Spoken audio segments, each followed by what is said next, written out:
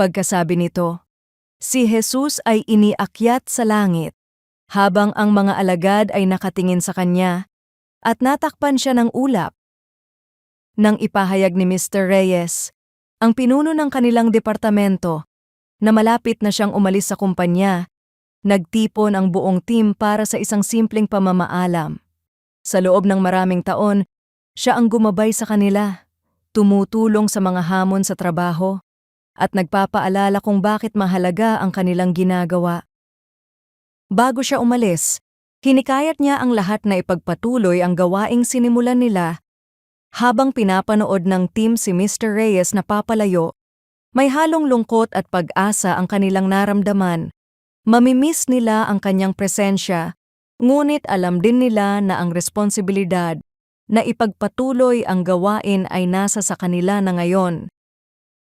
Sa higit na dakilang paraan, may katulad na pangyayari ito nang si Hesukristo ay umakyat sa langit.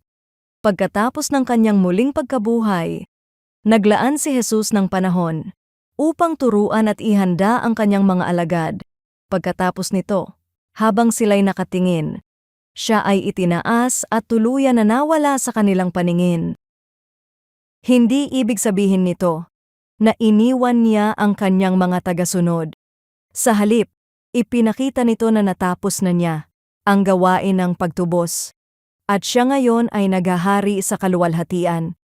Ang pag-akyat ni Kristo sa langit ay nagpapaalala na siya ngayon ay naghahari bilang hari at patuloy na gumagawa sa pamamagitan ng kanyang mga tagasunod. Ang mga alagad ay hindi tinawag upang manatiling nakatingala sa langit. Sila ay isinugo upang ipagpatuloy ang misyon na ipinagkatiwala ni Kristo sa kanila.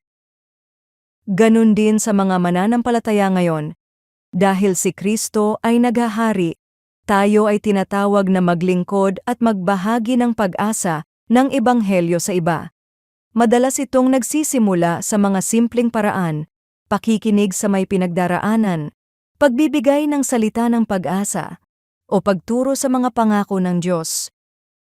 Ang pag-akyat ni Kristo sa langit ay nagpapaalala na siya ay naghahari at ang kanyang misyon ay nagpapatuloy sa pamamagitan ng kanyang mga tagasunod. Kaya mamuhay tayo ng may pagtitiwala na si Kristo ay naghahari.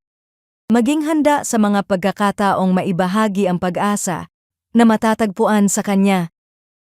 Sino kaya sa aking paligid ngayon ang maaaring nangangailangan ng pag-asa at pagpapalakas ng loob kay Kristo? Panginoong Hesus, salamat dahil ikaw ay naghahari sa kaluwalhatian at patuloy na gumagabay sa iyong mga tagasunod. Tulungan mo akong mamuhay ng tapat at maging handang magbigay ng pag-asa at pagpapalakas ng loob sa iba. Sa pamamagitan mo, ito ang aking dalangin sa iyong pangalan. Amen.